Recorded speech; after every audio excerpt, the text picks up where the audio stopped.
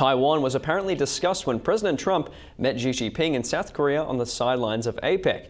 But has this been a marked shift in US policy? Well, for more, we're joined by Professor Tim Harcourt from UTS and host of the Airport Economist channel right here on Ticker. Tim, great to have you on the show. What do we actually know about Trump's stance on Taiwan from this meeting? Well, we don't know exactly what was said, Nathan, but there was speculation there'd be some shift in the US policy. At the moment, I think there's just the productive ambiguity where Taiwan is recognised as a democratic, prosperous economy, and the US wants to have relationships with China as well. And most nations are happy to do this without declaring their hand one or the other. But there was some speculation that Trump may give China a bit of a nod on Taiwan, but doesn't seem to have occurred. And the congressional visits from the US are coming pretty frequently to Taiwan now, as they have from Europe and the rest of Asia. And do you think that these visits to Taiwan are still signalling sort of an unwavering US support for them? Oh, without a doubt. I mean, there's great support for Taiwan in the Congress. It's the same with the European Union. Obviously the same with Japan and South Korea and the ASEAN states and India. So there's enough countries, supporting Taiwan with these visits to give Taiwan some reassurance that a number of countries have got their back if it came to the worst case scenario. You touched on the Japanese Prime Minister obviously supporting Taiwan. How significant is that, do you think? Yeah, the new Japanese Prime Minister, she's had pretty forthright views on Taiwan for some time, and she's started to voice them now she's the Prime Minister. I mean, it's interesting, Nathan, of course, Japan ruled Taiwan from 1895 until the Second World War, so there's still a lot of Japanese, influence in Taiwan culturally. Japan is very close to Taiwan. Taiwan's very close to a number of offshore Japanese islands. So, there is a view that Taiwan's as much in Japan's orbit in the Pacific as it is China or anyone else's. And, there's been influence from the Dutch and the Portuguese and the US as well as Japan. And not to mention, of course, the Austronesian indigenous people of Taiwan who basically, settled around the Pacific in Tonga and Samoa and Hawaii. So there's a lot of links, from Taiwan right across the Pacific that's got very little to do with China. Fantastic. Yeah, so I believe, I went there. I was lucky enough to go there for a ticket earlier this year, and you can see that that influence from Japan and all these cultures. It's fantastic to see. How has China responded to a stronger US-Japan alignment as well? Well, one of the Chinese diplomats in Japan was actually quite violent in his social media talk that's now been deleted, but was quite violent, at least in words, and it just shows how sensitive China is to Japan's past and present links with Taiwan, and they've actually asked Chinese people not to travel to Japan. So We've normally been used to the tension between the US and China and Taiwan.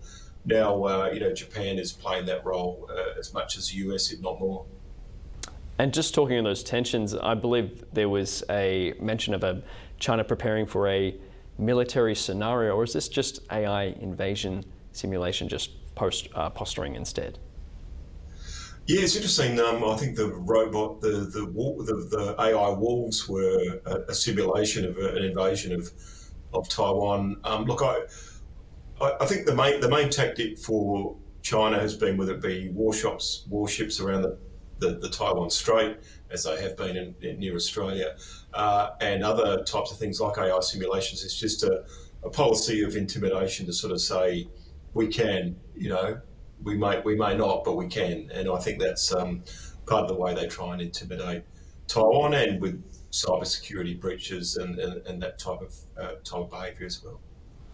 And how are Taiwan's leaders interpreting these sort of positive signals from the US and Japan when it comes to their support? Oh, I think Taiwan's reassured. Taiwan has good links around the world.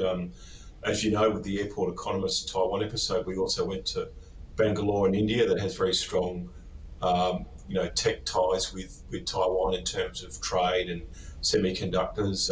Taiwan has strong links with Israel as well. And, again, geopolitically, China has to be pretty careful with its ties with Russia and Iran, given what's happened in the Middle East and with Ukraine. And for a long time, Taiwan and Israel being democratic, reasonably prosperous but small nations with hostile neighbours, has learned a lot from each other. And what impact do you think these discussions could have on regional trade and supply chain in terms of US, Taiwan, Japan, these nations? I think, Nathan, there's been a lot more investment in Taiwan and vice versa. There's been a lot of Taiwanese investment in the US. And indeed, when we had the airport economist crew in Bengaluru in southern India, there's a lot of Taiwanese investment there. So I think the very important semiconductor industry out of Taiwan, a lot of the IT, the supply chains are strengthening so that, as we learnt during COVID, people, if they need an alternative to China, they've got it through Taiwan. And obviously some of the nations in the ASEAN states and India want to have close links to Taiwan for that very same reason as well. Just touching on ASEAN, are we seeing a sort of a shift in their approach to these rising tensions between China and Taiwan as well?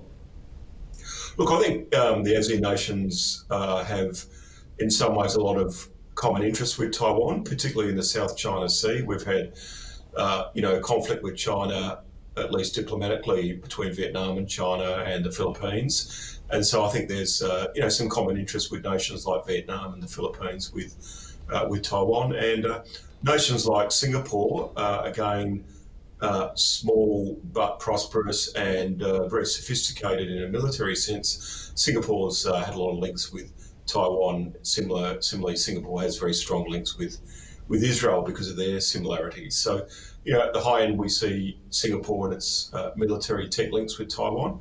And then, diplomatically and regionally, a lot of the ASEAN nations have a lot in common with Taiwan for that reason, and as well as trade and investment ties around the region.